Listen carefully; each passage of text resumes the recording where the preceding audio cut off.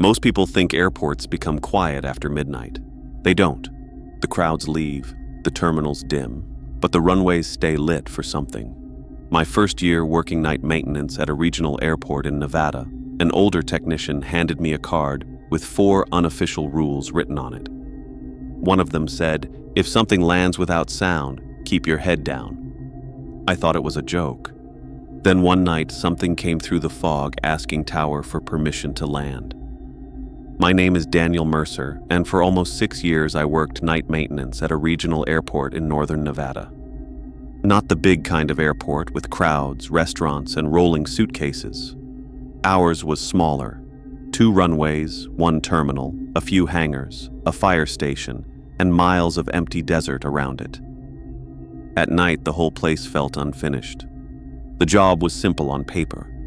Check runway lights, replace burned-out bulbs, inspect taxiway signs, make sure nothing was loose, broken, or sitting where a plane might hit it. Most nights, nothing happened. That was the part people never understood.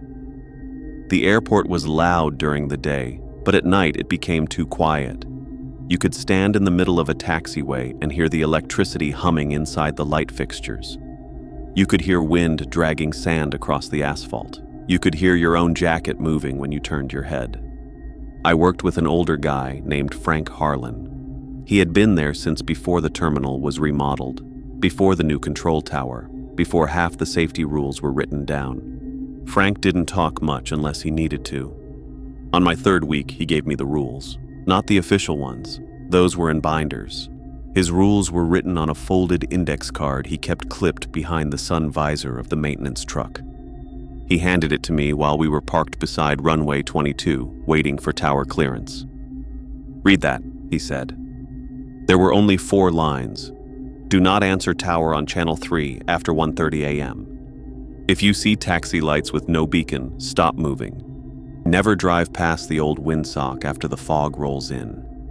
If something lands without sound, keep your head down." I laughed a little because I thought it was a joke. Frank didn't laugh. He just took the card back and said, "You'll remember better if you think I'm crazy first." For the first few months, nothing happened. Then, one Thursday in November, we had a lighting fault on runway 04.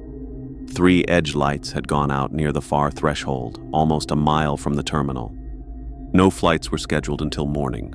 The tower had 1 controller working overnight, a woman named Reyes. She cleared us onto the runway around 1:12 a.m. The fog was thin at first, just enough to blur the blue taxiway lights and make the runway look longer than it was. Frank drove. I sat passenger with the work order on my lap. We replaced the first bulb, then the second. At the 3rd fixture, Frank suddenly stopped working. He was kneeling by the light housing, but his head turned slowly toward the east taxiway. I looked too. There was a pair of white taxi lights moving in the fog, slow, steady, coming from the direction of the closed cargo apron. I waited for the red beacon flash. There wasn't one. No green wingtip light, no red wingtip light, no strobe. Just 2 white lights, low and wide apart, sliding through the fog like something pretending to be an aircraft. I whispered, "Is that a truck?" Frank stood up. "Get in." We got back into the maintenance truck. He turned off the roof beacon, then the headlights. The runway went dark around us except for the edge lights. The white lights kept moving. They crossed taxiway B and stopped near the hold short line, too far away to see a shape behind them. Frank lifted the radio but didn't transmit. A few seconds later, tower came through. "Maintenance 2. Continue work. No traffic in the area." That was Reyes's voice. Then, after a burst of static, another voice came in. Same frequency, same calm airport tone. "Maintenance 2. Proceed beyond the old windsock." Frank's face changed. It wasn't fear exactly. It was recognition. He reached over and turned the radio volume down until it clicked off. We sat there for maybe 3 minutes. The lights didn't move. Then they faded backward into the fog, not turning, not reversing like a vehicle, just dimming until they were gone. Frank waited another full minute before starting the truck. We packed up without replacing the 3rd light. Back at the maintenance bay, he wrote "weather delay" on the work order. I asked him what that was. He said, "Something that knows the layout." That was all. After that night, I stopped laughing at the card, but I also didn't quit. That is something I still think about. People imagine they would walk away after the first strange thing. Most don't. Most people explain it. Fog, reflections, radio bleed, some pilot making a mistake, some service vehicle with bad lights. You keep working because bills don't care what you saw at 1:30 in the morning. For nearly a year, I only saw little things. A runway sign glowing after its circuit had been shut off. A shadow crossing the apron when no vehicle had permission to move. A radio check from an aircraft number that wasn't in the system. Frank always handled it the same way. Stop. Wait. Don't answer unless Tower uses your name twice. The real night happened in late March. I remember because the air had that cold, dry feeling before sunrise, and the desert smelled like dust and jet fuel. Frank had retired 2 weeks earlier. I was lead technician by then, and my partner that night was a younger guy named Luis Brandt. Good worker, smart, too curious. Around 1:08 a.m., Tower reported several runway centerline lights flickering on runway 22. We had one medical flight scheduled for 2:40 a.m., so the lights needed to be checked. Reyes was still working nights sometimes, and she cleared us out. Maintenance 2 cleared onto runway 22. Report clear when finished. I answered, Maintenance 2 cleared onto 22. Luis drove while I checked the circuit map. The fog started forming low across the runway, not falling from above, but rising from the asphalt. It gathered in strips, like white fabric being pulled across the ground. By the time we reached the first flickering light, the terminal was gone behind us. Only the runway lights remained, straight lines of white dots stretching into nothing. Luis whistled under his breath. This place is creepy as hell at night. Don't say that on the radio, I said.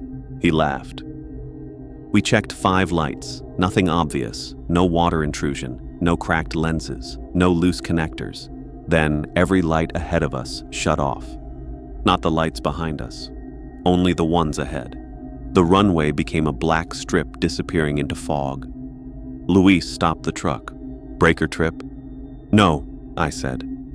I was looking at the circuit panel on the tablet. It still showed active. Then the radio crackled. Maintenance 2, proceed to the far threshold. Rhea's voice. Luis reached for the mic. I grabbed his wrist. He stared at me.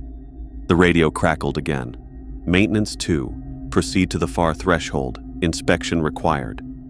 It sounded exactly like Reyes, but she hadn't used our names. I took the mic. Tower, confirm last transmission for Maintenance 2. A pause. Then the real Reyes came through, sharper. Maintenance 2, negative transmission from Tower. Hold position.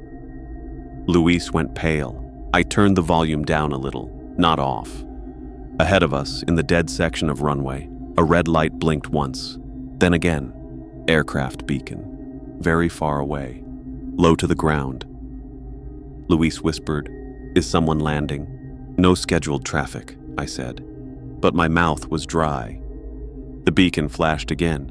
Then the white landing lights came on. They were directly aligned with the runway. Too low. Too close. There was no engine sound. No approach call. No vibration in the air. Just lights. Luis started breathing hard. Should we get off the runway? I looked right. The taxiway exit was behind us, maybe 400 feet. We could reverse back to it. Then I remembered Frank's rule. If something lands without sound, keep your head down. I put the truck in park. Do not move, I said. The lights grew brighter. The fog around them lit up from inside. Reyes came over the radio again. Maintenance 2, Tower shows no inbound aircraft. Do you have visual on traffic? I didn't answer, because behind her voice, faint but clear, another transmission started bleeding through. Maintenance 2, clear the runway immediately. Then another voice. Maintenance 2, remain in vehicle. Then another. Maintenance 2, look toward the cockpit. Luis said, What the hell is that? The lights were close enough now that I should have seen wings. I saw nothing, only landing lights, a red beacon, and a long, dark shape behind the fog that seemed too tall for a plane and too narrow for anything with engines. The truck began to shake, not from sound, from pressure, like the air was being pushed down. I leaned forward and forced my head low over the steering wheel. Luis, head down. He didn't move. He was staring through the windshield. His face had gone slack. I reached over and shoved the back of his neck down hard. At that exact moment, something passed over us. No roar, no wheels, no wind blast, just a heavy shadow sliding across the truck. The roof creaked once. The radio filled with overlapping voices. Some sounded like controllers, some sounded like pilots, some sounded like people speaking from very far away through oxygen masks. Then all the runway lights came back on. The pressure disappeared. Luis was shaking. I looked through the windshield. The runway ahead was empty, but about 600 feet in front of us, 2 black tire marks stretched across the asphalt. Fresh, wet-looking. They started in the middle of the runway and ended after maybe 20 yards, like something had touched down only for a moment. Reyes called again. Maintenance 2, respond. I picked up the mic. Tower, Maintenance 2 is holding position. We had a lighting surge. Request permission to exit runway. There was a pause. Her voice was lower when she answered. Maintenance 2, exit at taxiway Charlie. Do not proceed past the far windsock. I looked at the tablet map. Taxiway Charlie was behind us. The far windsock was ahead. Luis didn't speak until we were back near the terminal. Then he said, You knew. I knew enough. What was it? I didn't answer because I didn't know. That is the honest part. I still don't know. We filed the report as electrical instability caused by fog and ground moisture. That was the phrase maintenance used when something happened and nobody wanted paperwork from the FAA. Luis quit 3 days later. He never came back for his tools. I stayed another 8 months, partly because I was stupid, partly because I wanted to know if Frank had ever seen more than I had. I drove out to his house one Sunday afternoon. He lived in a small place outside town with old aircraft parts in his shed and wind chimes made from broken runway lenses. When I told him about the silent landing, he didn't look surprised. He asked only one question. Did it leave marks? I said yes. He nodded. That means it was closer than usual. I asked him what it was. Frank took a long time before answering. Airports are promises, he said. Everything there is built to guide something in. Lights, lines, frequencies, beacons. People think that only works for planes. He told me there had been an accident decades earlier, before the airport had modern radar. A private charter disappeared during approach in heavy fog. No crash site, no emergency call, no debris. Just a final radio transmission requesting landing clearance. The aircraft was never found.